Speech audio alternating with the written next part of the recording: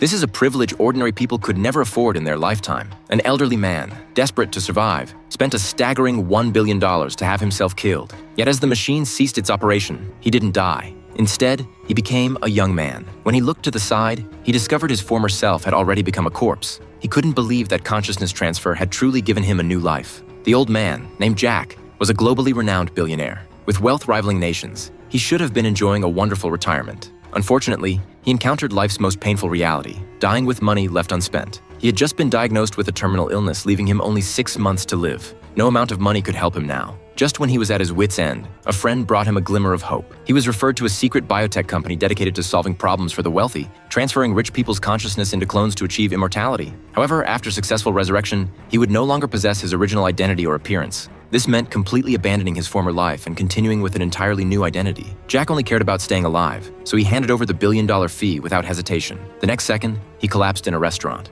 When he was loaded into the ambulance, he discovered all the medical staff were actually from the biotech company. Upon arriving at the laboratory, Jack was told he couldn't have any metal devices on his body, and once the surgery began, it couldn't be stopped. Having no remaining attachments, Jack gave David an affirmative response. After a blinding flash of light, he successfully transferred to his brand new body. Initially, he felt rejection toward the new body, but after a month of training, Jack had completely adapted to his new form. Occasionally, he would experience strange hallucinations. David told him this was normal and would gradually improve with regular medication. Having gained a new life, Jack naturally didn't take it seriously. After seeing his daughter's death announcement, he completely let go of any lingering concerns. David provided him with a new identity, complete with a luxury car and mansion. But these weren't what he wanted. His first priority was to experience the joys of being a young, vigorous man. He indulged recklessly in the pleasures his rebirth brought. However, good times didn't last. One day, just as he was about to take his medication, his girlfriend dragged him off to exercise. When he came to his senses, he was suddenly struck by a splitting headache. He frantically reached for his pills but collapsed before he could take them. In his mind,